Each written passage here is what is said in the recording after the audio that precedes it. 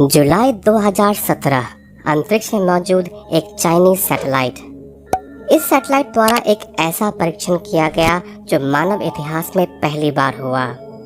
Chinese वैज्ञानिकों ने खुलासा किया, उन्होंने पहली बार अंतरिक्ष और धरती के बीच में सफलतापूर्वक टेलीपोर्टेशन कर लिया है।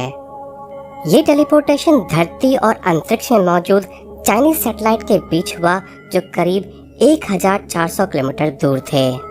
यहाँ किसी वस्तु या जीव को टेलीपोर्ट नहीं किया गया था, बल्कि सूचना यानी कि डेटा का टेलीपोर्टेशन किया गया था।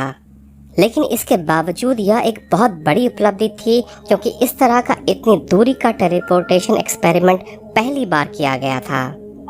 इससे पहले भी टेलीपोर्टेशन के इस तरह के एक्सपेरिमेंट किए गए हैं, पर उनमें अधिकतम दूरी 100 किलोमीटर से ज़्यादा नहीं थी। ये पहली बार है जब टेलीपोर्टेशन के एक्सपेरिमेंट इतनी दूरी के बीच में और अंतरिक्ष और धरती के बीच में हुआ है।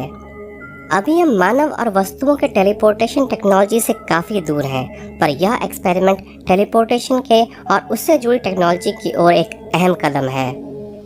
टेलीपोर्टेशन, शायद यह शब्द कई लोगों के लिए नया होगा, तो उन लोगों के लिए आसान शब्दों में टेलीपोर्टेशन को समझाने की कोशिश करता हूँ। टेलीपोर्टेशन एक ऐसा वैज्ञानिक सिद्धांत है जिसमें वस्तु या ऊर्जा को एक स्थान से दूसरे स्थान तक क्षण भर में बिना उन दोनों के स्थान की दूरी को लांघे पहुंचाया जा सकता है। अभी यह केवल एक सिद्धांत है और अभी कुछ एक्सपेरिमेंट ही किए गए हैं जिसमें सिर्फ ऊर्जा और डेटा को टेलीपोर्ट किया गया है। लेकिन इसके बावजूद टेलीपोर्टेशन विज्ञान जगत और आम लोगों के बीच में चर्चा का विषय है। कई लोगों का मानना है कि व्यक्ति या वस्तु का टेलीपोर्टेशन संभव है, और कई लोग तो इस बात का दावा भी करते हैं कि उन्होंने टेलीपोर्टेशन का अनुभव भी किया है, और इसीलिए टेलीपोर्टेशन की कई अजीबोगरीब किस्से भी मौजूद हैं। ऐसी ही एक रहस्यमय और अनोखी टेलीपोर्टेशन की घटना बहुत ही चर्चित है, और ये घटना इतिहास के पन्नों में भी दर्ज है। ये कहानी कई मायनों में रहस्यमय है, क्योंकि जब ये घटना घटी थी तब टेलीपोर्ट शब्द का अस्तित्व भी नहीं था, क्योंकि माना जाता है टेलीपोर्ट शब्द का प्रयोग 1878 से शुरू हुआ था।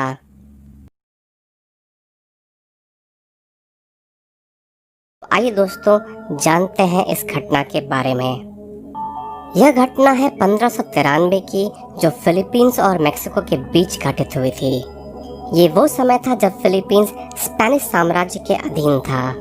24 अक्टूबर 1593 को एक स्पेनिश सैनिक जिसका नाम था गिल परेज मनीला में गवर्नर्स पैलेस की पहरेदारी कर रहा था। आज से एक दिन पहले ही चाइनीज पायरेट्स द्वारा गवर्नर गोमेज परेज की हत्या कर दी गई थी, पर सैनिक आज भी गवर्नर के महल की सुरक्षा कर रहे थे और नए गवर्नर की नियुक्ति का इंतजार कर रहे थे। रात का समय था और सैनिक गिल परेज दिन भर के काम से थक चुका था और उसे नींद आ रही थी। थकान के मारे वो दीवार से टिककर खड़ा हो गया और आंखें बंद कर आराम करने लगा। कुछ पल बाद जब उसने अपनी आंखें खोली तो उसने अपने आप को एक बहुत ही अनजान जगह पाया, और ये जगह थी मेक्सिको सिटी में मौजूद वाइसरॉयल्टी ऑफ मेक्सिको, जो कि फिलीपींस मनीला से हजारों किलोमीटर दूर और समुद्र के पार था। वो यहाँ कैसे पहुंचा, ये सोचकर वो खुद भी हैरान हो रहा था। मेक्सिको में मौजूद कुछ सैनिकों ने गिल परेज को देखा और उसका यूनिफॉर्म वहाँ से अलग था, इसलिए उन्होंने उसे पकड़ लिया और पूछताछ के लिए ले गए। गिल परेज ने अपने साथ हुए इस घटना के बारे में उन सैनिकों को बताया कि कैसे वह अभी फिलीपींस के गवर्नर हाउस पर पहरा दे रहा था और वह अचानक यहाँ पहुँच गया। लेकिन किसी को भी गिल परेज की बात पर विश्वास नहीं हुआ। उसने फिलीपींस के गवर्नर की हत्या के बारे में भी बताया, पर अब तक यह खबर मेक्सिको तक नहीं पहुँची थी, इसलिए यहाँ पर इसे शैतान का पुजारी होने के आरोप लगाकर जेल भेज दिया गया। 1 महीने बाद एक जहाज फिलीपींस से मेक्सिको पहुंचा, जिसके बाद फिलीपींस से गवर्नर की हत्या की खबर भी यहाँ पहुंची। इस खबर से वहाँ के अधिकारियों को इस बात का एहसास हुआ कि वह सैनिक झूठ नहीं बोल रहा था, और फिलीपींस से आए जहाज के एक नाविक ने गिल परेज को गवर्नर हाउस के गार्ड के रूप में पहचान लिया। यहाँ जो कुछ भी हुआ वह सबके समझ के परे था, पर साक्ष्यों को देखते हुए गिल परेज को छोड़ दिया गया और उसे फिलीपींस भेज दिया गया। ये कहानी कई सदियों से चर्चा का विषय रहा है। कई रिसर्चर्स और लेखकों ने इस घटना का विश्लेषण देने की कोशिश की है। आधुनिक दौर के कुछ लोग इसे एलियन अपहरण से भी जोड़कर देखते हैं। वहीं कुछ लोग इसे टेलीपोर्टेशन की रहस्यमय घटना मानते हैं। लेकिन 24 अक्टूबर 1593 को जो घटना घटी थी उसका सच आज तक कोई नहीं जान पाया। आशा करता हूँ दोस्तों आपको ये वीडियो पसंद आया होगा। अगर पसंद आया तो लाइक ज़रूर करें और सब्सक्राइब ज़रूर करें